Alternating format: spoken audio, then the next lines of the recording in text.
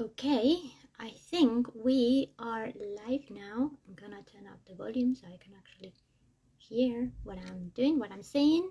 And now we are just gonna wait for Anna Levina. She's just on her way to join us. Hi, Sartu. And there she is. Hello. Yay! How are Hello! you? Great. Thank you so much. I'm so sorry for being a bit late. No, Crazy. Hectic day.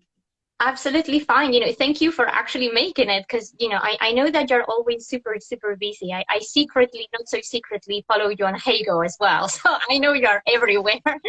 So I know that you're always, moving back and forth. So thank you so much for being here today. So, that's first and foremost the most important thing. And thank you to everyone who is already joining the live stream. Thanks for spending some time with us. Oh, hello from India. Hello from the UK, and Anna is all the way in St. Petersburg. So we're going to be talking about this in just a moment. But first, I'll do a very quick introduction for those of you who may not know either of us.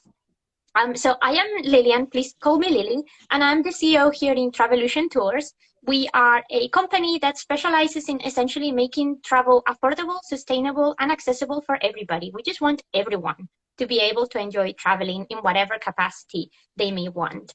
The reason why we're doing this type of interviews as part of our series Tour Guide Central is because, as you guys will know, and I'm sure Anna can testify, COVID was really, really hard for the tourism industry. It was really, really hard for tour guides, particularly. I know a lot of tour guides have actually quit their jobs for life because of COVID, which is really sad. So for some of us, this is, a matter of life and death.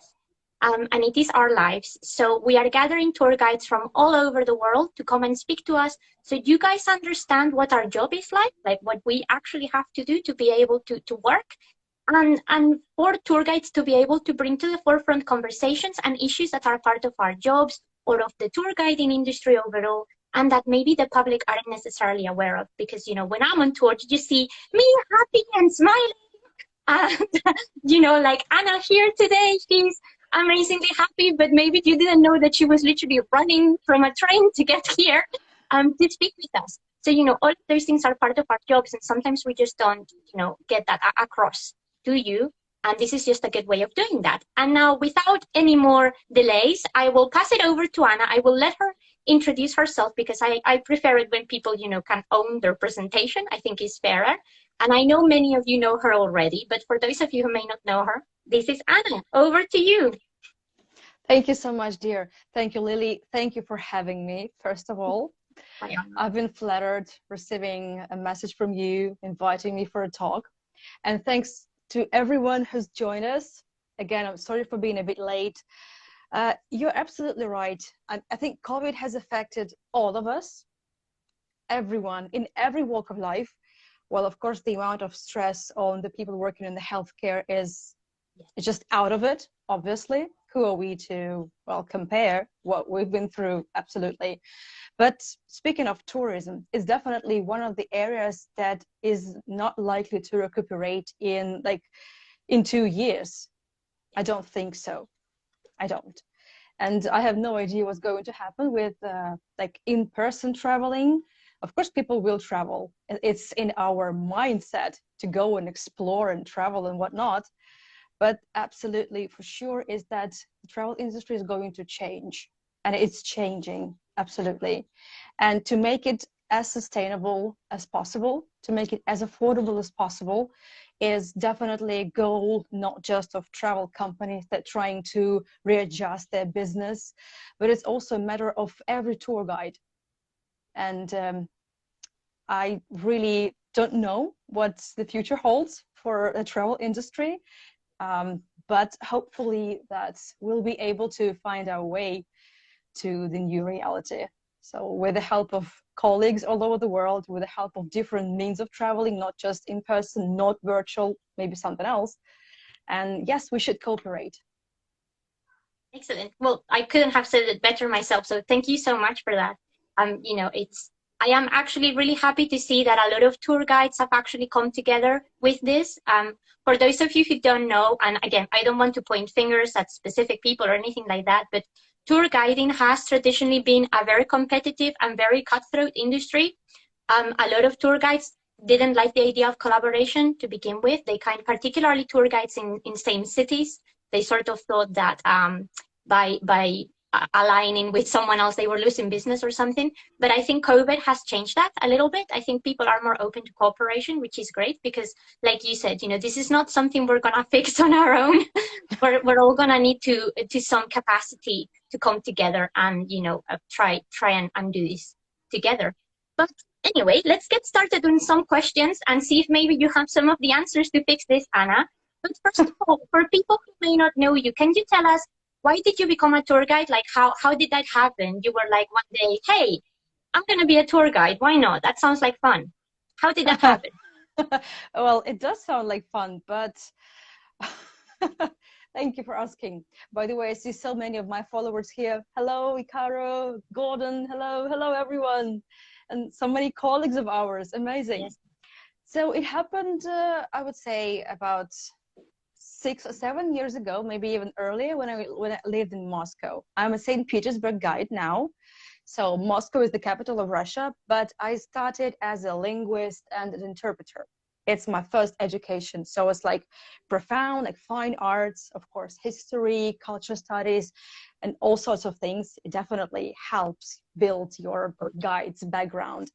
But when I worked at an office, but I'm not an office person. I always knew that, but it only came to me when I was on maternity leave. So then I needed to change things because I don't want to spend my day from 9 to 5 at an office, seeing my kid only in the evenings and weekends. I wanted something else. And plus, before maternity leave, I liked walking around Moscow. I had an amazing boss. Sometimes I would just sneak away from office like an hour earlier, skipping my lunch break. So just asking my boss if I could, just go to an exhibition, because in the famous Tretyakov gallery with Russian art, there is a huge opening and I want to go there, So my boss was very kind to me. And I had my friends, like I invited them to Moscow. I had some guests from my company coming and I would walk them around. And so they would just tell me, hey, you're doing great. Maybe you want to become a tour guide. And I said, maybe someday. And then the day came, but in a different city, because we moved to St. Petersburg, to my husband's hometown. That's where we are now. But I wasn't born in St. Petersburg. So the guide to St. Petersburg was made, not so much born in the process, but that's cool. And I mean, I think a lot of people kind of, I hate to say this, but we kind of fall into tour guiding rather than necessarily sort of waking up from when we were little and thinking, when I grow up, I'm going to be a tour guide. Yeah, I don't think that happens very often. But I think once we kind of get that realization, I had a very similar experience to you. I was studying history. I had just moved to the UK to study history. I wanted to be a historian. I wanted to change people's views. I wanted to educate people. That was what I wanted to do with my life. I was like, I'm going to be a lecturer. I'm going to publish stuff. I'm going to change the world. Right. Because that's how it works. And then I had the great opportunity to do some volunteering. And part of my volunteering ended up in Winchester Cathedral. And they were looking for tour guides. And in the UK, at least, the vast majority of tour guides, whether they are professional, amateur, volunteers, official, not official, whatever, the vast majority of them are older people, because it's just how the demographic has been born that way. Very, very few people, at least in the south of England, are tour guides, and they're young. So obviously, when you have thousands of visitors like the Winchester Cathedral does, and you have tower tours where you need to go upstairs and things like that, and an 85-year-old retired woman may start seeing that this is not possible. And they were like, you're a historian, you're agile, you like moving, why don't you do it? And I was like, sure, I'll do it. And it made me realize that was the way we help people. That was the way we help them change their minds, and we help them learn, because we all learn better when our experience is personal. We're human after all. And I like talking to people. I could talk to a rock if I was allowed. So it was a really good way of, engaging with that. But yeah, I'm also tour guide, normally not of my born city, so I completely relate to that. And I think it's quite an interesting process becoming a tour guide in a place where you were not necessarily born, because you sort of have to adapt to the city, if that makes sense. Like, did you find it hard tour guiding in St. Petersburg, or do you think it would have been easier if you would have stayed in Moscow? Like, how was the transition for you in that sense? Did you have to make a lot of accommodations, or did you find it straightforward? So before becoming a tour guide, there was a long process of like studying, like to become a guide, obtaining the licenses and all that. Yeah. And before that, while still living in Moscow for like 5 years, I'll be coming to St. Petersburg every second weekend, maybe, so twice a month. I would be here hanging out, visiting museums. And I've been thinking of that, whether it's a good thing to be not from the city you're guiding, or maybe it's better to be a guide in your stomping grounds. But I think it works both ways. It's just how you look at it. Well, I think you can relate. So when you are not from here, you kind of have your, let's say, perception of the city, like some superstitions, maybe some stereotypes, this way of thinking. And once you move in and live here as a local, you see it different. But if you are born here, if you're local, you wouldn't be able to see those stereotypes and work on them and how to define them. So it's like gives you a good broad perspective and understanding of the place where you are, and you could just juggle with it. Yes, for sure.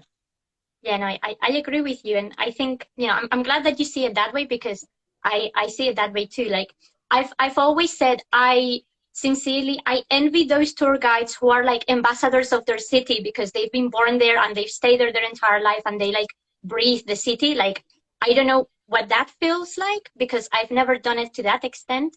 But I think sometimes when we are in the place where we were born, where we've been living our whole lives, we fall on those patterns, right? We just get comfortable in what we know. When If you're in a situation like ours, that you come to a new place and you have to learn to live like a local, first of all, you need to accommodate, you need to adapt to that culture. And I think that sort of opens your eyes a lot more to what the traveler experience is going to be like. Because, what we want to do as tour guides is that whoever is with us in our tour, they feel like they're part of that community, right? They are cooperating in that environment. And I don't think you can necessarily do that if you've not had time to sort of be like, oh, okay, this place works like this place behaves this way, and this may feel awkward because I'm not from here, but it's part of their society, part of their community.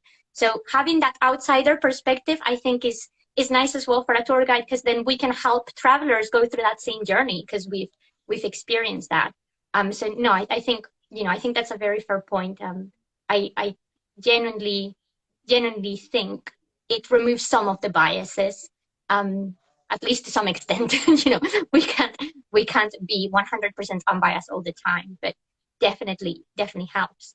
And what is it like being a tour guide in St. Petersburg? Like, tell us more about that. Tell us, what type of city is this? What type of challenges do you have to deal with your tourist or with your routes? Because, I mean, I come from places that are fairly small. Like, I've never toured in a city that was, that big or that sort of renowned. Maybe has a tinge of exoticism. Like, I don't know if the travelers that come to you sort of have that feeling of, ooh, St. Petersburg is, exciting, exotic, or something like that. So how is that? How do you manage all of that? That's a good question, and it really requires a lot of elaboration, I should tell you. Well, it's definitely not easy when you have, well, let's say, now let's talk about the in-person tourism, like when I started as an in-person guide, like all of us. It wasn't easy seeing like huge groups, guiding huge groups and taking them to one and the same place, like all the same places, like the Hermitage, one of the biggest museums in the world, and the royal residence of the Romanovs, and then the Peterhof with the fountains and everything, or Catherine Palace with the Amber Room. I'm just specifying what kind of highlights there are at these locations, but I'm sure it's it's pretty known all over the world. It was, I haven't become cynical, luckily. Maybe that's just because I, let's say the pandemic started a bit earlier. Yeah, so who knows? But even now, I'm still absolutely in love and in awe from what I'm seeing, but just dealing with low.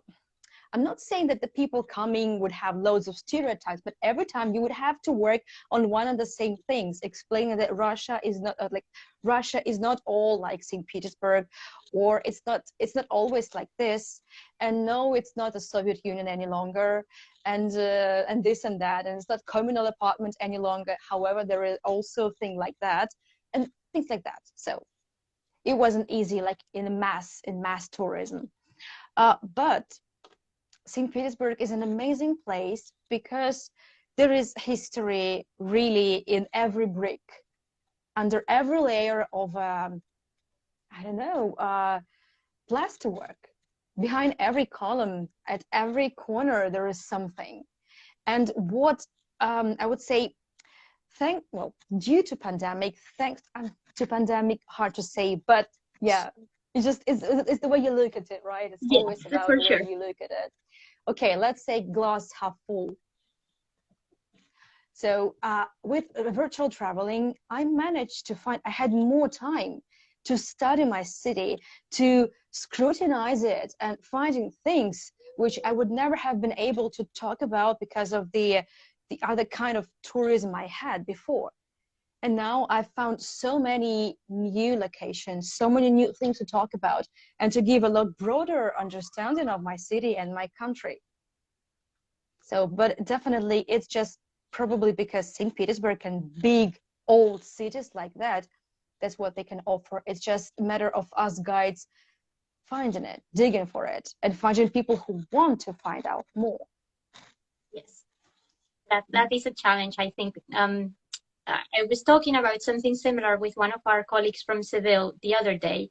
You know, when people go to places like that, they almost have like a pre-made list of I need to see this, and that. And sometimes they don't really want to move away from, that list, which I think is a bit sad because sometimes they will miss some of the very interesting stuff that we could potentially be offering them and seeing them. Oh, I think someone dropped us a comment. Tour guides are important for tourists who want to learn more about the history of St. Petersburg, for sure. And not just St. Petersburg, I mean, everywhere. Like I said, once you move away from this list of must see this, and that, I think that's really when the true history and the true culture of a city or a place really grows, where you can really see the little details that make that place what it is and why it's charming, or whatever problems or advantages it has, but you need to peel the layers first, and that's not Right. always easy. But I'm happy that you've been having a good reception, and I know that your Hego community has been great in doing this particularly.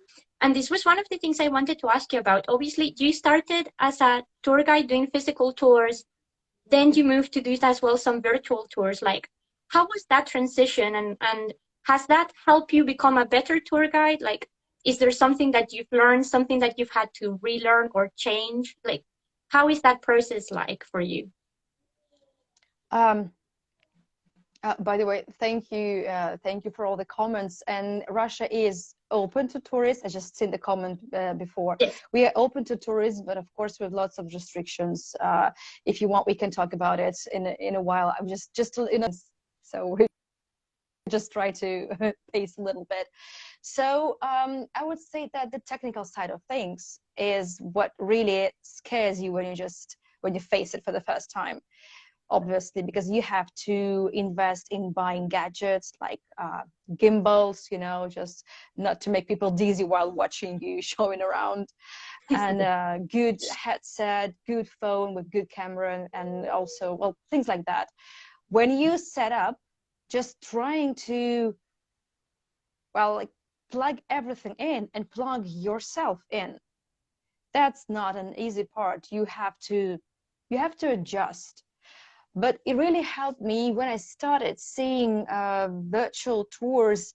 It's not just me and the screen, but those are people behind my screen, and I treat them and I interact with them the same way, be it a Zoom tour or a tour on a platform where you don't actually see your guests, but you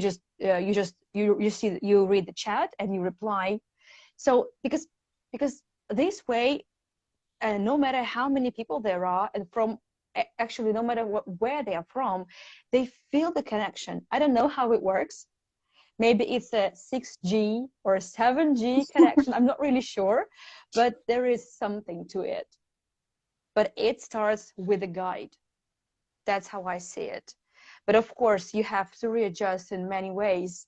And I remember one of my colleagues on Hago, he actually told me that the most difficult part was to stop moving your hands, just to hold the gimbal still, not doing this, That was the most difficult part. And I should tell you, yes, now when I rarely have in-person tours, I rarely have them these days, I feel like I'm missing something, like there isn't anything in my hand and I can actually move my hands freely, and it feels weird. Oh, I literally relate to this so much. Like, again, like you, when I started, I was doing face-to-face tours, and I'm originally from Spain. We Spanish people have a tendency to gesticulate a lot, and I'm quite an expressive person. Like I've learned to sort of control myself over lots of podcasts and doing these things. But normally, and sometimes even if you were to see just a bit more of my screen, you would see my hands going literally everywhere. And it's real, because if you have your gimbal, like, I mean, it depends as well what type of apparatus you have. The one I have has thankfully a very comfortable handle, so it's nice. You hold it, and because it's a bit heavy, you don't have the compulsion to move around so much. But the first one that I had was more like one of those selfie sticks, and because it was so light and it just came with me everywhere, like, honestly, it was so bad. It was just doing anything, and it made me nervous, it made me cautious, and I was like, oh my god, yeah, I definitely need to change this. But I don't think a lot of people know how much preparation goes on that front. Like you said, I'm lucky because I've always been quite interested in videography and things like that because of other members of my family. So I've always understood that having good audio and good at least video is important. But making everything work at the same time can be an ordeal. Like, sometimes things just don't get along. Maybe you need two different apps to run one thing, and it can be like, it is serious. The technical problems can be quite a lot. And I know sometimes people think that is an excuse, but no, seriously, like, we have so many things. Like you said, if your phone needs a specific things to plug them all together, you could be running 5 different programs at the same time, which is a lot. So I get that, and it is intimidating, right? I know a lot of colleagues who are not comfortable with virtual tours because of that, because they don't know how to adjust, and it's a shame because they are wonderful tour guides, but they just can't adapt themselves to the medium, and it is difficult. But I've also noticed that the people that join the virtual tours are not always the same kind of people that would do a face-to-face tour. Have you noticed something like that as well? Yes. Yeah? Yes. Can you tell us a bit more about that? It's just, I don't know, I started seeing this probably 6 months after I actually started doing virtual tours. I've been noticing it here and there, watching my some colleagues on different platforms, or just studying the market, and some other platforms offering the same kind of experiences. And I don't know, it's really hard to just point at a certain thing a guide does, but as a professional, you can always say this person is a guide, this person is not a pro. So, or it's just this person would have an issue doing the same thing when an in-person tour. I'm not naming names, no, it's just, I'm not really jotting things down, no, but I'm just, yes, you just see this. I think it just applies to every profession. If you're good enough at what you do, you can easily say if this person is just as good or needs some more work to be done. That's just it. Yeah, but definitely this virtual traveling, it has opened many doors, but maybe these doors are for somebody would be a bit more, let's say, heavy and difficult to open, or for some of them they would be very easy to open, but it might be the only door. We don't know. We shall see. Hard to say, but it's definitely worth a try to at least, just try to open it. Just maybe just peeping in the keyhole and searching See what things. happens. Yeah, Yeah. no, I agree. I mean, one of the reasons why I started doing virtual tours, and not just virtual tours, but more things virtually in general, was because I, I think COVID highlighted, that inability to travel. But what a lot of people sometimes don't realize, and I think is normally, normally the type of person that would end up in a guided tour, they would do that no matter what, because it's the kind of person that wants to find out more, and they normally have been grown up that way, or they've had access to that world and they understand the benefits of it. But I've known a lot of people who unfortunately could not travel that way. They could not have access to a tour guide or whatever. Um, and this door into tourism through the virtual world open a whole new world of possibilities for them, like you're suggesting. And I think it really showed us that by doing this, even though it's different, even though it's not for everyone, it helps so many people that otherwise wouldn't be able to do it. It's, to me, that matters so much because, maybe someone in, I don't know, Costa Rica wouldn't be able to go all the way to St. Petersburg to have, a walk with you. But now because you're doing this, they can. And maybe that helps them understand the world a bit better or themselves. And I think there is a huge value in that amount of stuff, that it's wonderful that, people like you have taken on board and put out there, because I think we can do so much more with this. And I personally think that virtual tourism is here to stay. I don't know for how long, but I think it is here to stay because, well, it has many advantages. So, if any of you are out there and you're wondering about this, the market suggests that this is a way forward, not just because of the pandemic, but, think of people with disabilities, with illnesses, with physical mobility problems, with socioeconomical problems, political issues. There may be people who simply cannot leave their country for whatever reason. So this is useful. There is a question for you in the chat. Let me read it. Question for Anna: are you an independent tour guide party or part of a group? Yeah, can you tell us a bit more about your affiliations? Are you doing this solo? Do you have partners? Like, how do you work that out? Because obviously I know tour guides have different strategies. I'm not asking you to spill all of your secrets, but just, a little bit of insight for people like this comment that probably would be useful for people to understand how us tour guides work. That's absolutely not a top secret question. It's probably better explained just how it works in St. Petersburg. Let's say you are planning a trip to St. Petersburg and you want to find a guide, but you're not sure whether you want really to buy a package tour from a company or you want just to find an independent guide. I would say it works both ways. Of course, like big group tours, they sometimes, well, I don't know how things are going to look in future, but before the pandemic, of course, some package tours would be probably more affordable, also depending on the package. But yes, and normally an individual, like personal tour guide, like your own guide for like 2 days you hire full time, is definitely more expensive. And guides like working also in different ways. And sometimes when you hire like a private guide, it can still be a guide affiliated by a company, and you will still be paying more to a company rather than to the tour guide.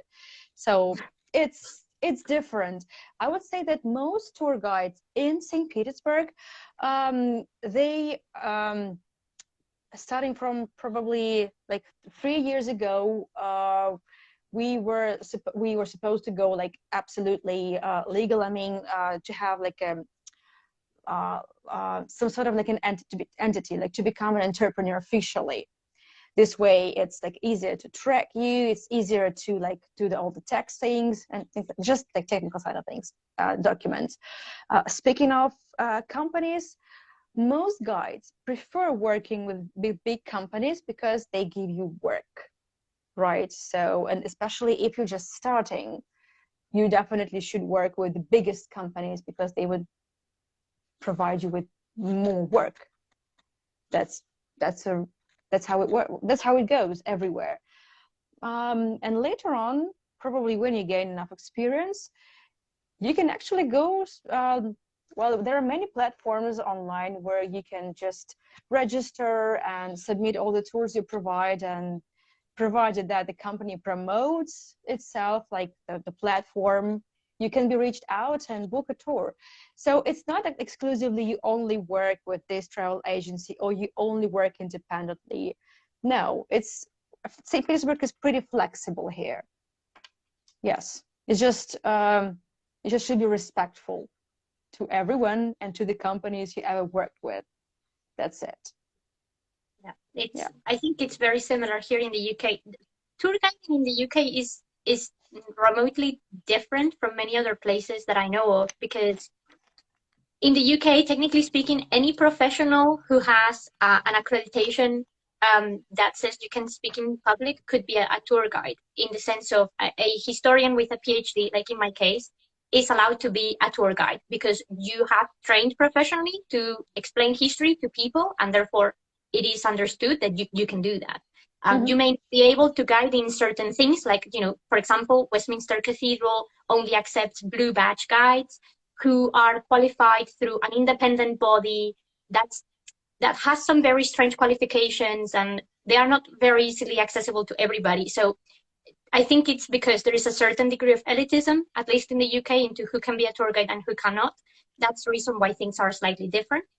But for example, in Spain as well, you need to have a specific pass for a specific place if you want to be an official guide for that place. Things change, and they are different everywhere in the world. But yeah, there's different models. But I think what you're saying is right. A lot of people, you don't sort of just work just for yourself. You may work for other agencies. You may get groups for many different places. I think more and more we have that capacity to have that flexibility. I think mostly the majority of tour guides that I know that are sort of confined to a specific place are tour guides that work in like specific museums or specific monuments, and you are sort of a tour guide of that place. Like, you work in that place, you go there, they pay your paycheck, that sort of stuff. But normally that requires extra duties. Like I had a job like that. One of my well, it wasn't that long ago, definitely before the pandemic.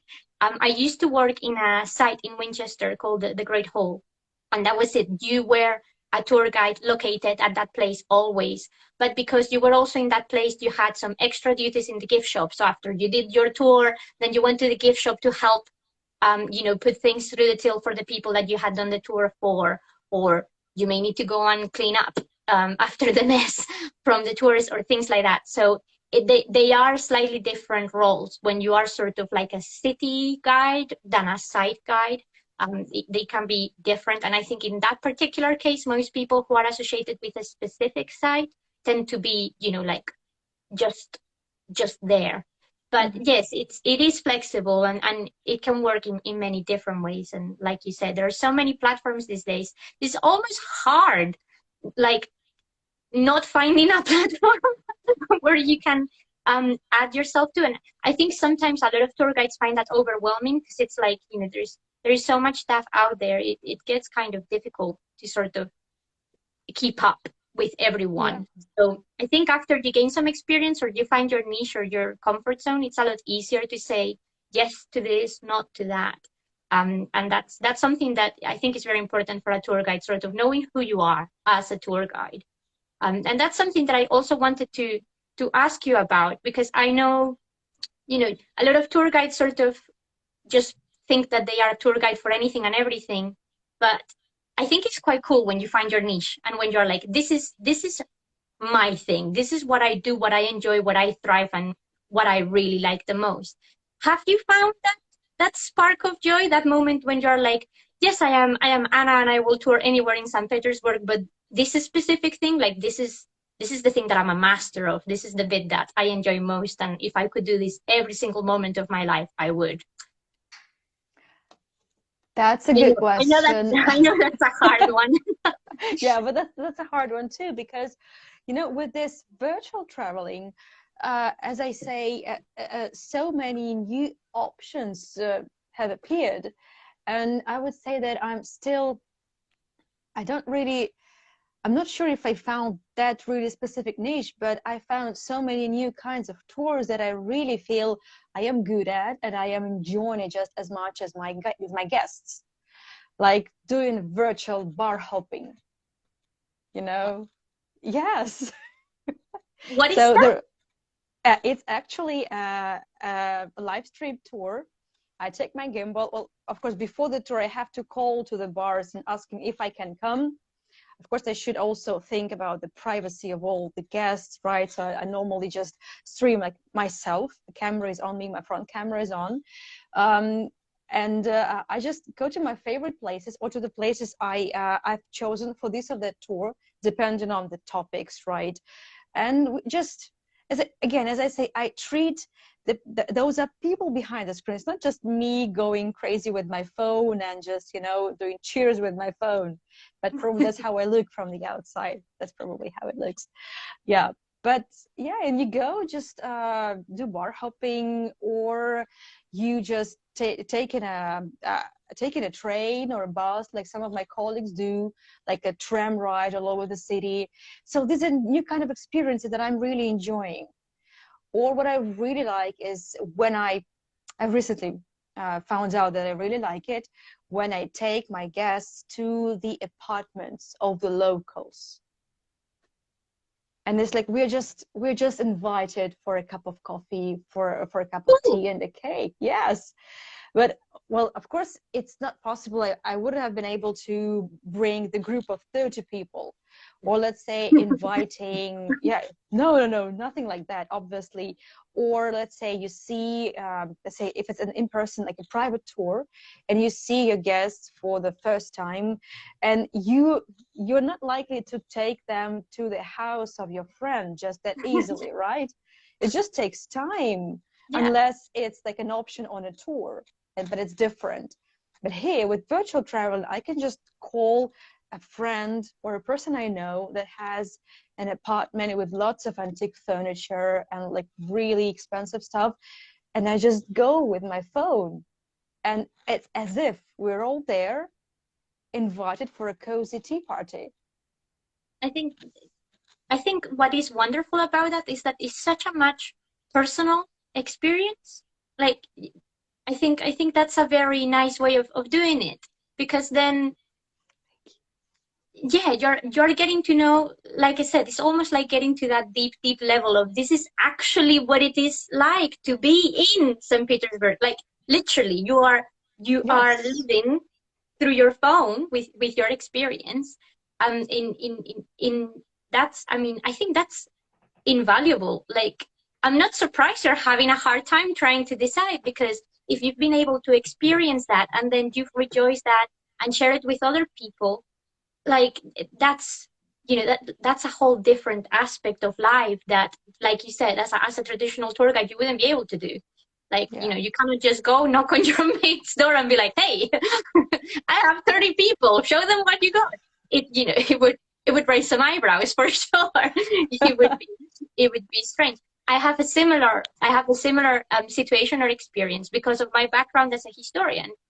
I know a lot of reenactors. Now, reenactors obviously go to specific events and whatnot, but they do a lot of stuff, and they can do a lot of stuff on their own.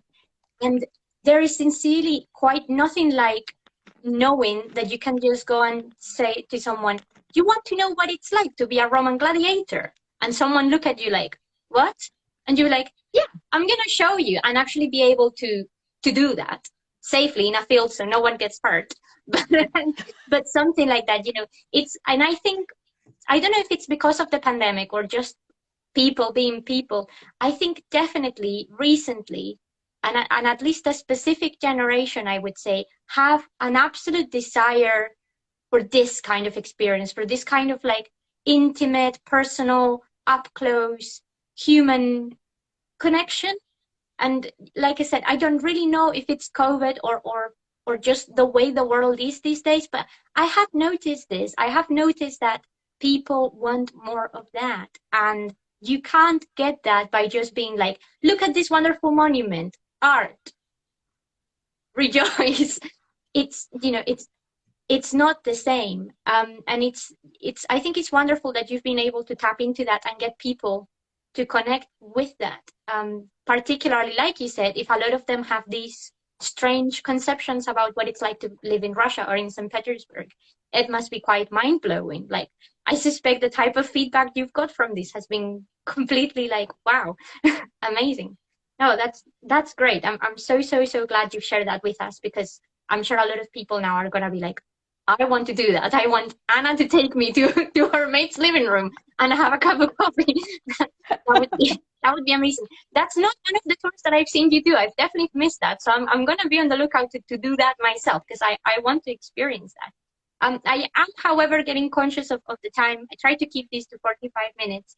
So we're gonna have to start wrapping this up. But I have one last question for you, which is absolutely like just for fun, just random.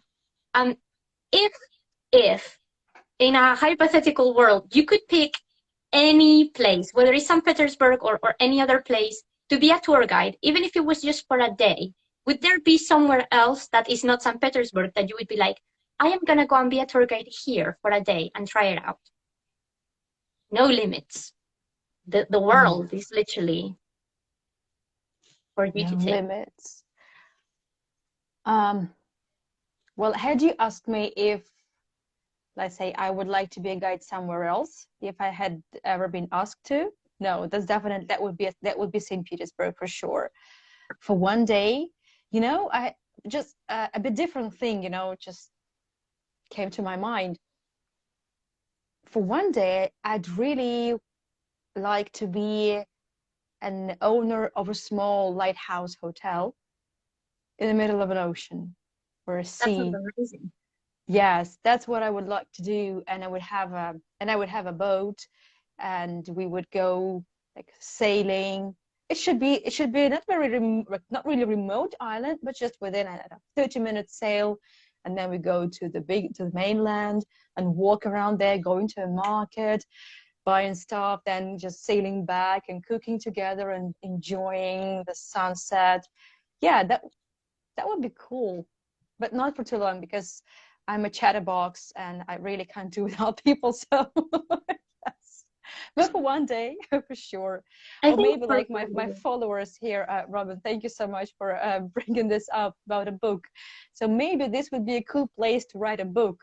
Yes, yes, no, for sure. Or I think definitely that should be a virtual tour you should do. Like, I'm just gonna go be in a lighthouse for a week. Come with me.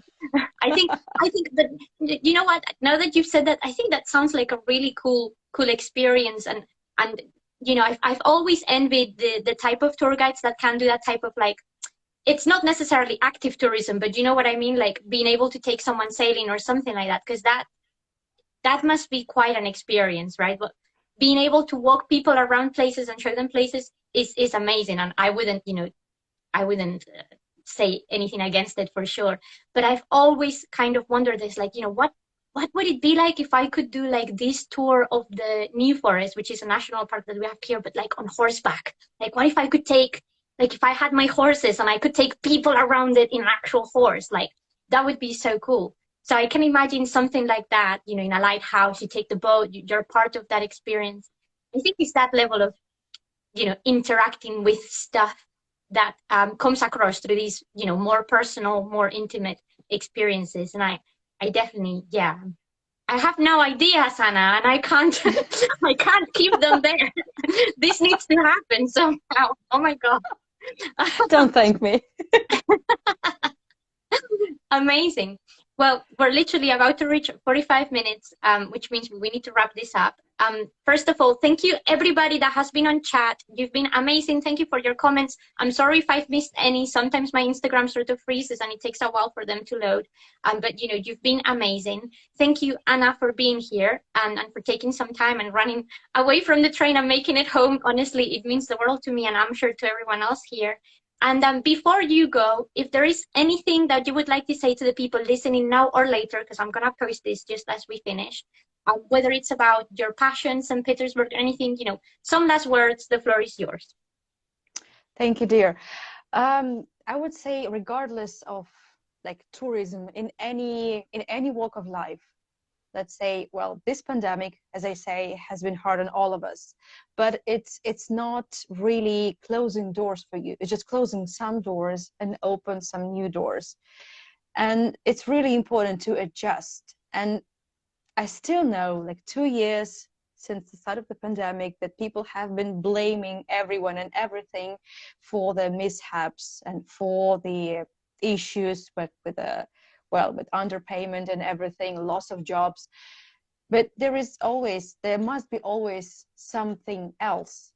Maybe we just have to look around, and sometimes it will require us to bend a little bit, or maybe just turn a bit to a bit different way. I don't know. It's not really about, it's just readjusting, not really bending, and stepping on your own, No, it's just trying something new. It might work no matter how old you are. And if you're an elderly lady in 85, it's never too late to try knitting, I don't know, or selling your sweaters, I don't know, anything. I might be just generalizing, right? But, or Yeah. maybe you're 15 and maybe something new. Well, it doesn't really matter, regardless age, a walk of life, anything. So it's just keep searching, keep trying new things. That's it. It's not Yeah. easy, but it might work. I love Thank you for that. having me. Thank you, Lily. No, Thank you for having me. It's been fun. Thank you. thank you. Thank you for being here. Thank you for those little nuggets of wisdom. Honestly, like I think that's one of the most amazing things for me as a tour guide is that, when you guys allow us to take you somewhere, we're hopefully giving you that something new that will help you, after the tour. And I always say this, I don't care if when you go home, you don't remember the date of this or that or the exact name, what I hope you remember is that feeling of that was different or that was new, and how that made you feel and what that brought forward for you. Because genuinely, I think that's what our profession is like, helping you discover something new, whatever that may be. So thank you so much, Anna, for opening our eyes to your world and for everything that you do, which is absolutely awesome. And thank you everyone for being here. I hope you'll have a wonderful weekend and you all take care. Thank you Thank so much. you. Thank you, Bye. everyone. Bye bye. Bye bye.